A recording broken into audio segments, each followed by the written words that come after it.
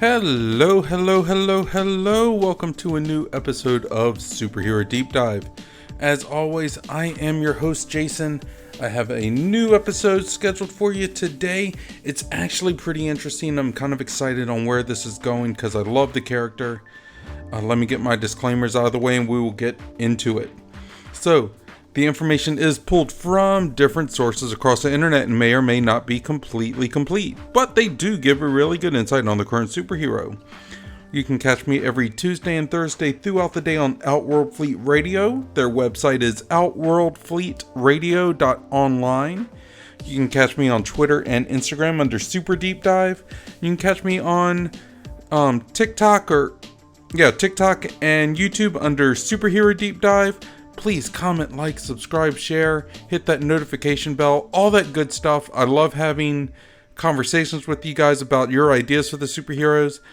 I also love it when you input your own fun facts, opinions, your own ideas about things, or if you have requests for future episodes. And you can also email me directly, which I do get quite frequently at B4itall, so B4itall at yahoo.com. Alright, so let's talk about Dust. She's an X-person, X-Men, X-woman, X-person, X-being.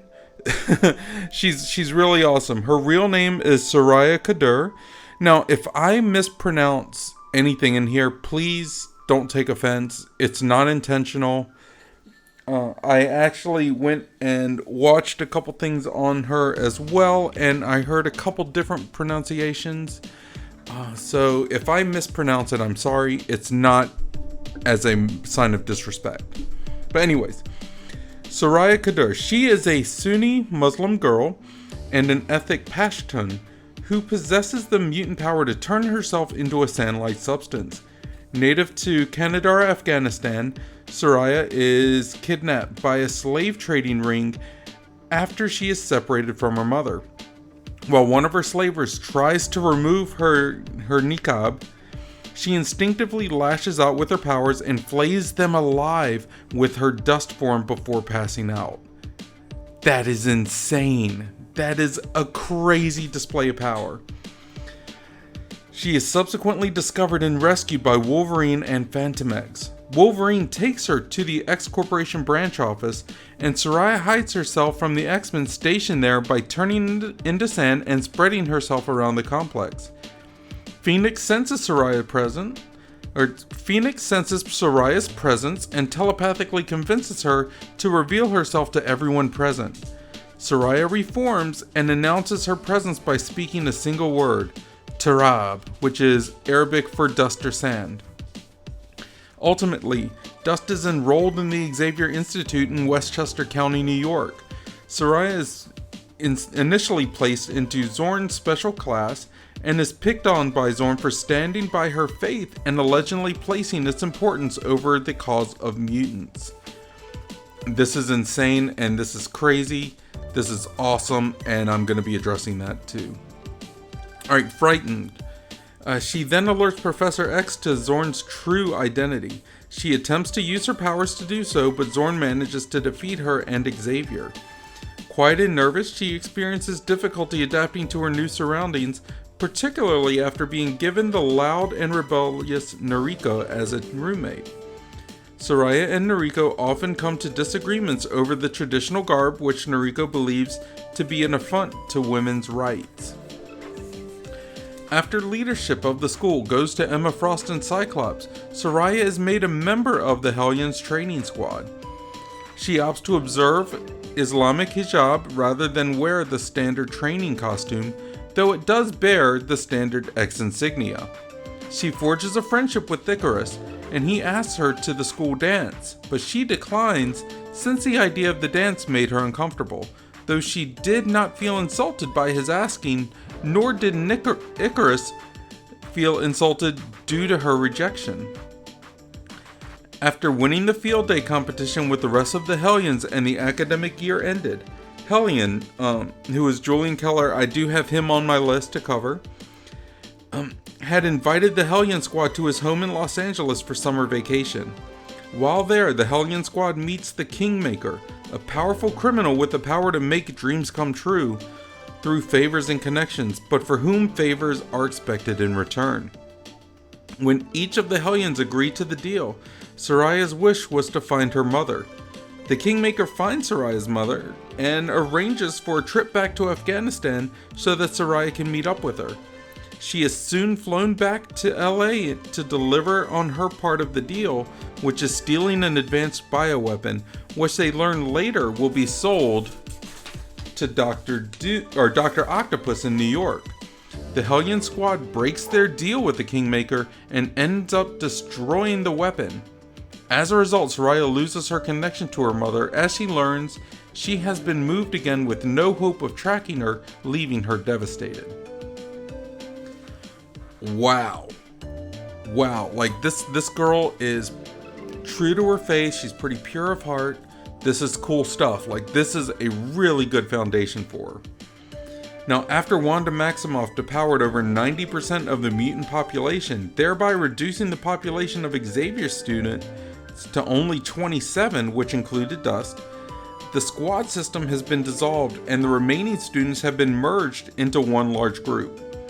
She is also paired with as roommates with X-23. Soraya becomes a target of William Stryker's crusade against the Xavier Institute as he expresses his need to eliminate the Muslim. Icarus gives her a note, which X-23 tells Soraya not to trust as Icarus smells like death. In reality, Stryker wishes to eliminate her because Nimrod has a vision of an altered future in its memory banks which shows Dust defeating all the Purifiers during their planned future attack on the school. Wallflower was previously killed by the Purifiers because of Nimrod's portrayal of her ability to turn the tide of the fight with her pheromones. Upon entering the church of Reverend Stryker, she is shown being shot down, though it is later revealed to be X-23 wearing one of Soraya's niqabs. Learning the Purifier's true intentions and that she was tricked into leading Soraya to her death, Icarus is killed by Stryker. When Stryker's team infiltrates the school, Dust awakens in the bathroom, having been knocked out by X-23, and she enters the fight and surprises Stryker, single-handedly defeating most of his Purifiers and severely wounding Stryker's follower Matthew Risman. She, with the help of the rest of the new X-Men, later defeat Nimrod, Stryker's backup plan for destroying the mutants. The Institute holds a memorial for the students lost during M-Day, and Soraya cries with Icarus' mother when she comes to the Institute and apologizes for not being able to do more to save her son. His mother tells her that Icarus thought that she was a beautiful person. While Hellion and X-23 go off to rescue Mercury from the facility, Soraya is left at the mansion but learns vital information from Pixie of what happened. Soraya immediately tells Nori and David Aline what she knows. Dust and the remaining team are about to leave the Institute but are stopped by Shadowcat, who brings them in for the time to tell them about the whereabouts of their teammates and friends. The Astonishing team and the remaining X-Men, accompanied by the ONE Sentinel, go off to the facility to rescue Hellion, X-23, and Mercury. Dust is shown praying to God or Allah. No disrespect. Whatever they pray to, whoever they pray to, I believe it's Allah. But I could be wrong, and if I am, I'm sorry. But Dust is shown praying before being teleported with the other students to Limbo, where she is held captive by Belasco and his demons. X-23 breaks free and urges Dust and Mercury to join her in fighting Belasco.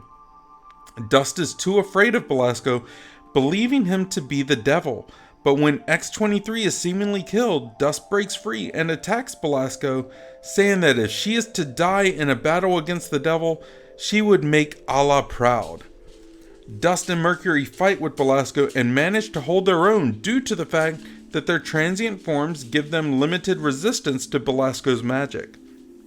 When Surge and Hellion arrive, the two girls are exhausted and can only watch as Belasco tries to pull Earth into Limbo.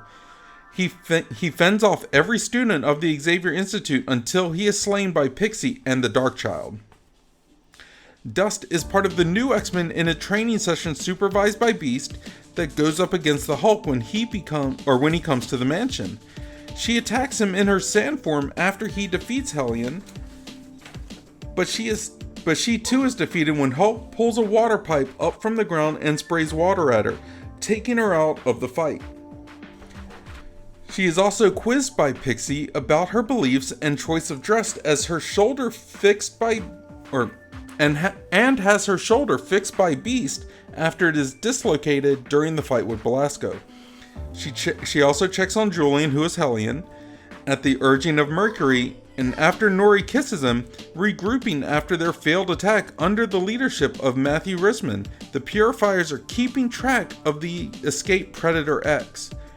Horribly scarred by Dust's attack, Matthew is fixated on training Predator X to seek out and kill Soraya by using abayas and niqabs bearing some recognizable quality of hers and possibly her scent.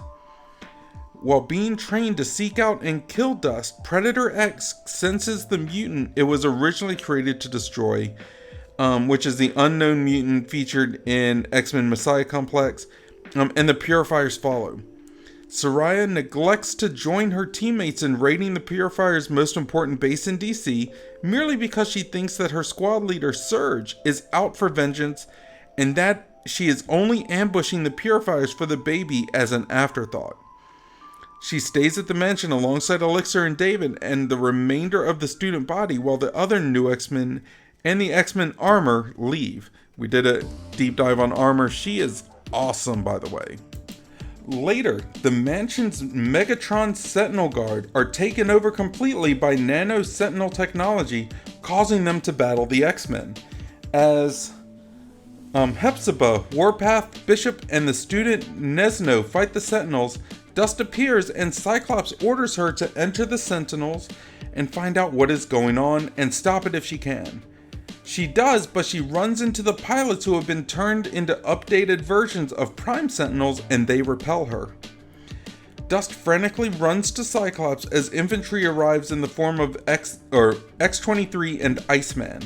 They manage to severely damage the human Sentinel hybrids, and when the new X-Men are home alone with Beast, she, Mercury, and Rockslide go put flowers on the graves of their deceased friends, only to find Predator X eating the corpses. That's nasty. And that's just gross.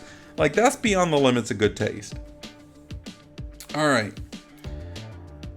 Oh goodness. The three new X-Men battle with Predator X until Surge arrives, taking the Beast on by herself as the other three warn the others. After an intense battle across the remains of the school, Pixie teleports Predator X, herself, Dust, and the rest of the X-Men's final battle against the Marauders on Muir Island. On Muir Island, Dust is crucial in the success of the battle against the Marauders. She helps take out the massively powerful and dangerous Exodus by entering his body in her sand form and lacerating his lungs while he was distracted by Emma Frost. Dang, that's crazy. Dust is amongst the several X-Men helping to fight off Skrulls during their invasion of San Francisco.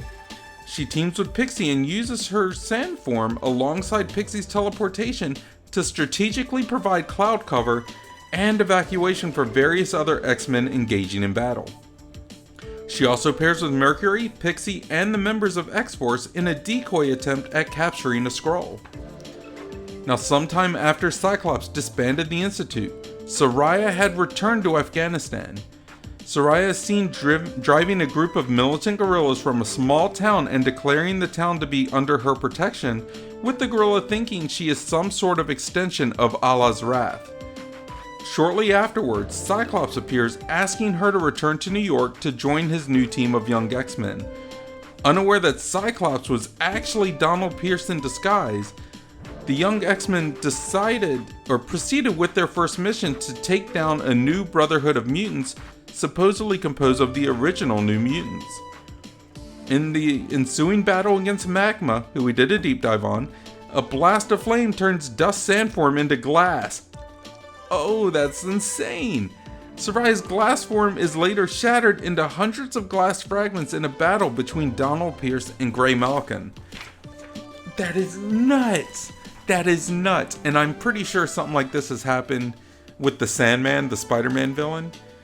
So if you need a visual, think of a female version of Sandman, because that's what it is.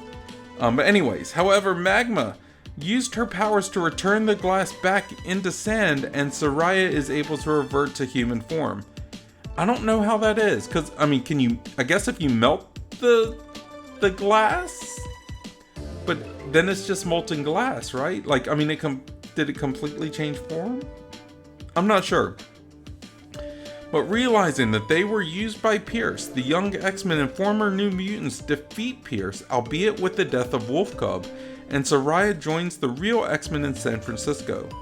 During a conversation with the now incarcerated Pierce, Soraya revealed to him that she is dying. It is later revealed during a confrontation with the Y-Men that part of her arm still appears to be locked in glass form. Her condition is worsening as more of her body turns to glass. Beast conducts tests and confirms her prognosis, giving her less than a week to live. She demands that this be kept a secret despite Beast's offer to find a way to save her. She later has a final conversation with Donald Pierce, who offers to save her in return for his release, stating that he has since grown to appreciate Soraya and their conversations. However, when the X-Men try to stop them, during the confrontation, Dust is found by Danielle Moonstar dead. Her body is then prepared for burial, though Inc. intends to use his untested Phoenix Force tattoo to revive her. It succeeds, as it does, and Dust is revived, though the strain leaves Inc. catatonic. Dust happily rejoins her teammates, and her revival convinces the young X-Men not to disband. Dust is seen with Emma and Mercury, and then is shown fighting Wither. When Onyx is killed by Kevin, she is shown mourning him. Dust is also seen as part of the second team defending the Golden Gate Bridge from Nimrod Sentinels from the future. She, along with Magma, Rockslide, Namor, and Colossus, attempt to hold the Nimrod position and prevent them from reaching Utopia. Due to her silicon-based sand form, during the Curse of Mutant storyline, Dust is assigned to a tough-skinned team of X-Men to defend Utopia against a vampire invasion force. Which makes sense, because vampire can't bite her if she's in sand form, right? It just doesn't make sense. So, initial solicits for the post-Schism X-Men split showed Dust siding with the majority of younger X-Men and moving to Westchester as part of Wolverine's team. She was seen on the Blackbird ready to leave, and she was seen walking away on the side of Wolverine in the caveman metaphor sequence in the X-Men Regenesis one-shot. However, as of the release of Wolverine and the X-Men #1, Dust is nowhere to be seen and does not appear on the roster. With the release of Uncanny X-Men Volume 2 #1, Dust is shown still residing in Utopia and a part of the San Francisco street team under Dazzler. Dust is also seen among her fellow students in a class session in X-Men Legacy 260.1. Dust appears again as a part of the recruits in the X-Men Legacy number 262 on Cyclops' team, who came to aid Wolverine's team against Exodus alongside Surge and Generation Hope. So basically, she's just getting thrown everywhere. She's on more team than Wolverine at this point. It's explained in X-Men Legacy 263 that Dust originally went to Westchester but changed her mind and returned to Utopia before the events of Uncanny X-Men #1 Volume 2, upon learning many pre-adult superheroes have been falsely outlawed by the crusade of Senator Jeffrey Patrick and Cradle. Similar to what happened to the mutants back in the 1990s, Dust and Cyclops rushes back to help the surviving champions and clear Kamala's name from being used for an unjust law, until Vision and Brawn discovers Roxxon has been orchestrating the event behind Senator Patrick's back and reveals the footages behind the shady law to the public, including the senator. Thus, the governments revoked the law and dissolved their partnership with Roxxon, which completely occur in the conclusion of Killer App. Wow, there's so much that's going on there. It's insane. So, in line with Soraya's character as a traditional Muslim, she chooses to don a loose-fitting black dress with a niqab covering her face. Soraya explains to her mother that she dresses this way because of the modesty it offers her from X-Men, and never did it because of the Taliban's enforcement of hijab on women. Her mother is happy that she lives somewhere where she is able to make those choices, unlike in Afghanistan. Characters in the comics often refer to Dust's traditional Muslim outfit as a burqa. However, the outfit Dust wears is an abaya with a niqab for her face, an ensemble originating in and worn mostly by Muslim women in the Persian Gulf states of the Middle East. In the new X-Men Volume 2, number 42, Gentle is the first to get it right while correcting fellow student Pixie. So this is cool. I'm gonna be transparent. I'm a devout Christian. I'm very open-minded though, so I am not judging anything, but I am admitting my ignorance to the Muslim faith, because I just am. So I gotta say though, with her, I love that she is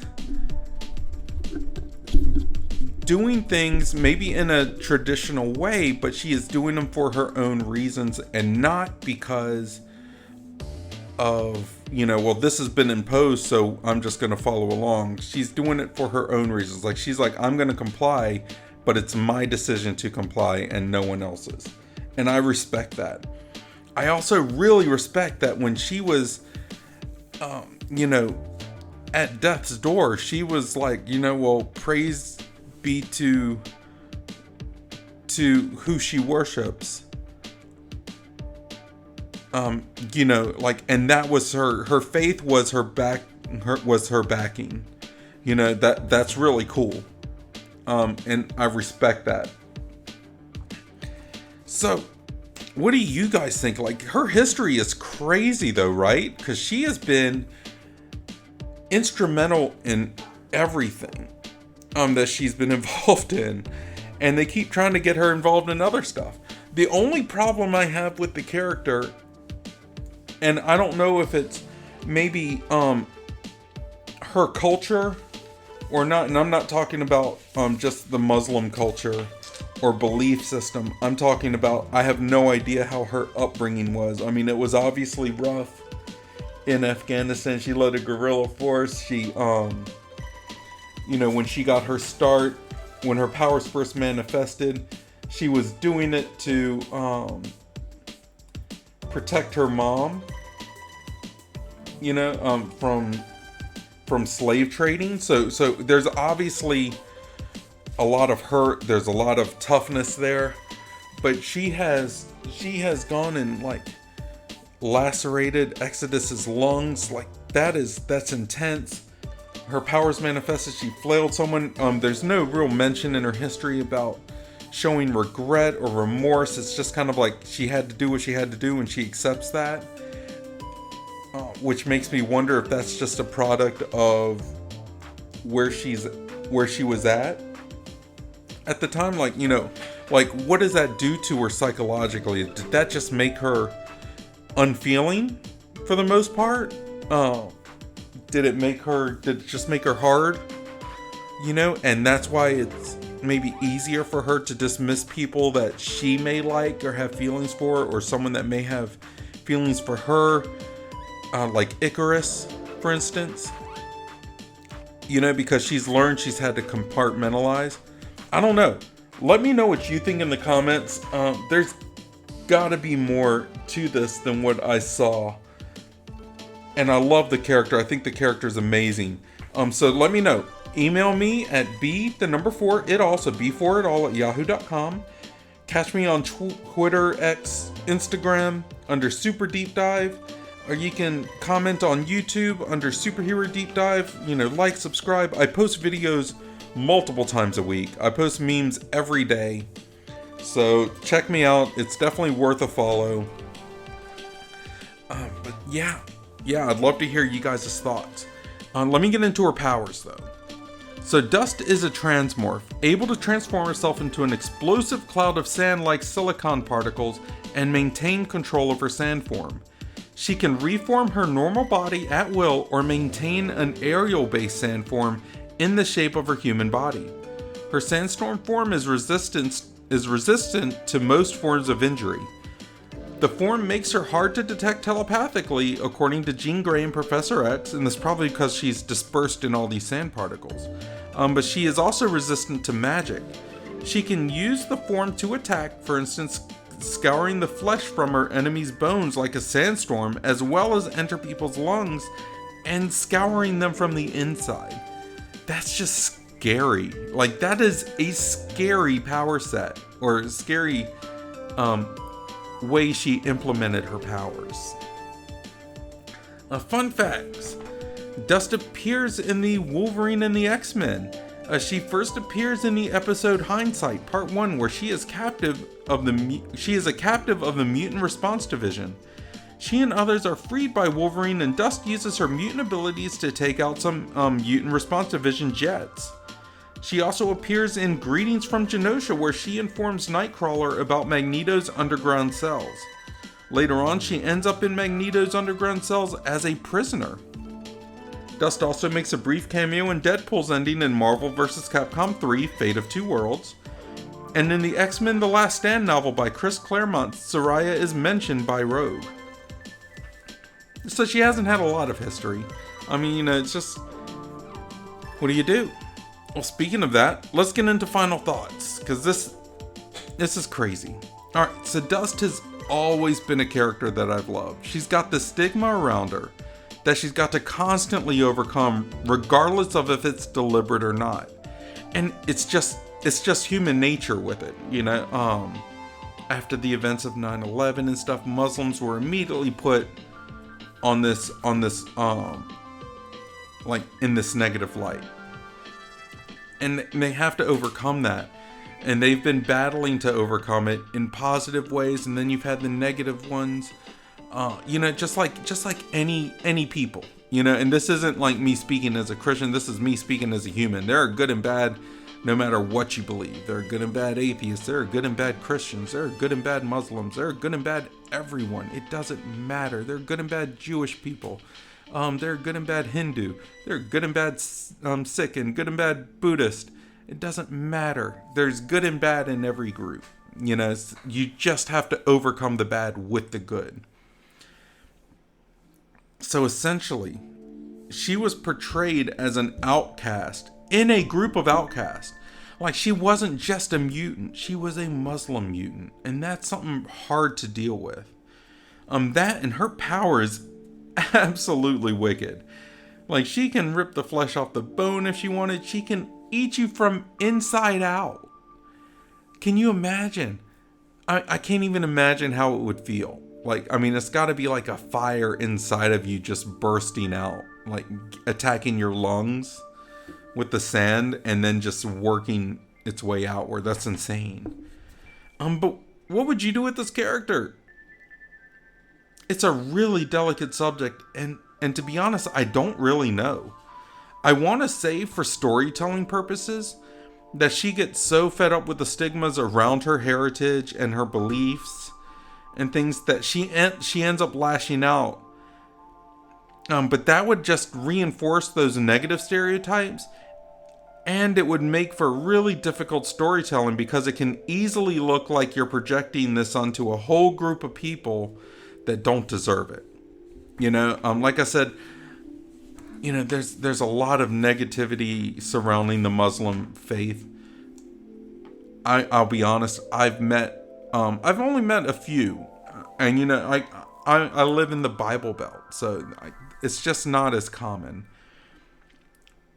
But the ones I've met have all been great people, like great hearts, really good natured. It's just, I have no reason to hate. But with that being said, it's almost like if she gets so fed up with the stigmas that she ends up lashing out, it's like a self-fulfilling prophecy, and that's really hard to deal with something like that, because you're dealing with people's faith, and with that, you're kind of involving inadvertently a whole group, and you have to be careful. But it's also really hard to have her be a champion when it's related to her culture too. Because I simply just don't know enough about it. And that's on me. That's my ignorance. It's an ignorance I have, and it's not because of a lack of research, but rather a lack of experience. I have found that when it comes down to it, what you read is not always what really happens culturally. That's why I'm legitimately stuck on what to do with this amazing character. And let me just give a little background. I actually come from a mixed race family. My mother's side is predominantly Japanese. My father's side is very, very Caucasian. Not in a negative way, just like they are white mixed with white. It's very Caucasian. I don't look Asian at all. So but I can see where, a lot of cultures have this, and, maybe my grandparents didn't hold on to a lot of traditional Japanese culture. I don't know, because they've been passed. I know that there's some things that were kept, and there were some things that weren't. And I know other Asian households that aren't, they respect the culture, but it is not as ingrained as you would think.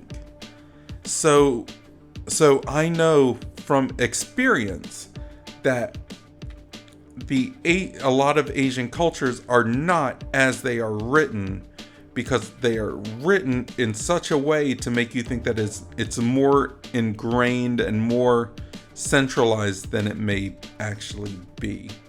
I could be wrong, because this is just my personal experience and those from around that I've seen, but this is what I have to go with. That's why it's really hard for me to think of something with Dust, because her faith is a central part of her character, but I don't really know how to translate that on to any other media. I would love to know what you guys think. So please, let me know. If you're watching on YouTube, or if you're not, catch me on YouTube under Superhero Deep Dive. Like, comment, subscribe, share this with friends. Help me grow the channel. I'm constantly trying to grow and build the community, but I would absolutely love your thoughts on the character, what you like about her, what you don't like, what you think could be done with her, because she's an amazing character and she deserves more than what she has. I just don't know how to give her more than what she has, if that makes sense. But you can also catch me on Twitter, X, or what's the other one? Instagram under Super Deep Dive. You can catch me on TikTok. I post superhero memes daily on TikTok under Superhero Deep Dive. You can email me directly at b4itall, so b4itall at yahoo.com. I would love to hear what you guys think. Like I said, let me know, because I love the character, but I am legitimately stuck. But I think that's going to do it for me now. I hope everyone is blessed. I hope everyone's happy. I hope everyone is safe. I hope everyone is smart. But if you're not smart, don't get caught. See you guys later. Bye-bye.